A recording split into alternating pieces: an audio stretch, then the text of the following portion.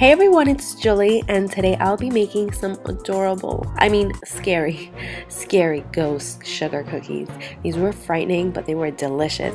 Okay, you can stop hiding from under your bed now.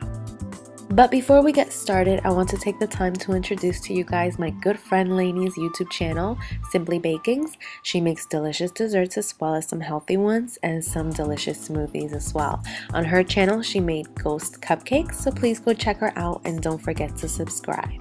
So let's get started. So I threw in my all-purpose flour, salt, and baking powder into my bowl, and I whisked everything together. Into a separate bowl, we're going to throw in 1.5 sticks of unsalted butter along with some vegetable shortening, and we're just going to cream this together. Make sure that your unsalted butter is at room temperature. Slowly add your granulated sugar while you keep on mixing. And I know I only have one paddle attachment. I couldn't find the other one, but I stayed calm. Added an egg, some vanilla extract, and that paddle attachment, I have to say, he's very hardworking. He did a good job. So then I just added my all-purpose flour and I just kept mixing everything together. That cookie dough is looking good. And when baking, I only trust my rubber spatula. No matter how much I mix it, I always like to get a final mix with my rubber spatula, just to get any flour, butter, or sugar that got left behind on the bottom or the edges. When we're done mixing everything, we're going to just place this in some plastic, and that was some tough cookie dough. It did not want to stay, but smack it down.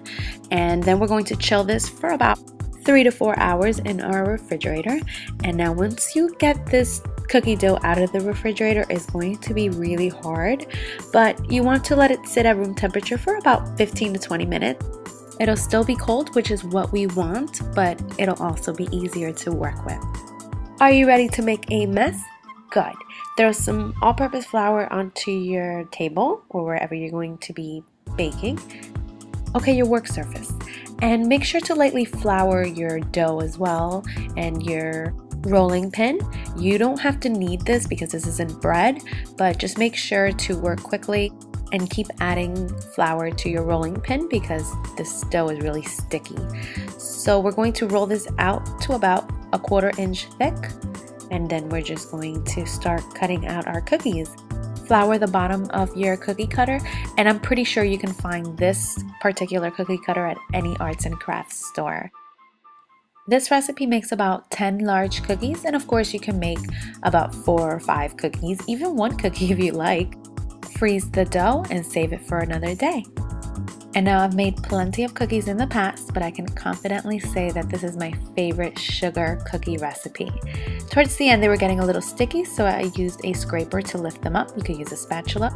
I baked these in a preheated oven at 350 degrees for about 15 minutes. Then I sprinkled on some powdered sugar.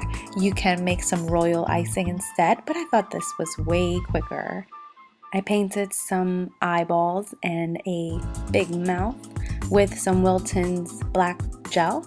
Then I scraped the word boo with a butter knife, or you can do it with gel as well. My brother said that these cookies look like gingerbread cookies, but then again, his mission in life is to annoy me, so of course I don't believe him. These look like ghosts, they taste like little ghosts, and they were delicious. These are great for parties, they're great for bake sales, they're great for everything. Just make them. I hope you guys enjoyed this video and this recipe, and again, don't forget to check out my friend Lainey's channel. Thank you guys.